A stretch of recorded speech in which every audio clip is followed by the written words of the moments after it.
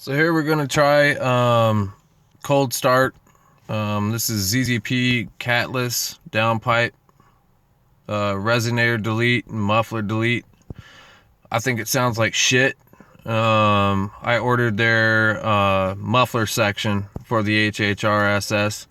Gonna try that. So here you guys get a before and after. I opened up the hatch so everyone can sound or see and listen how horrible it fucking sounds.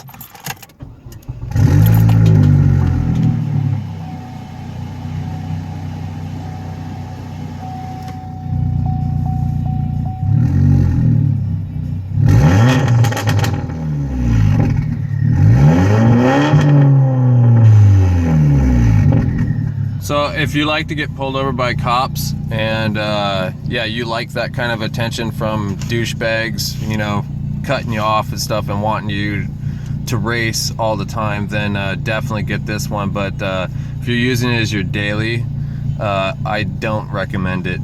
So anyways, next one we're gonna end up having the ZZP muffler section installed.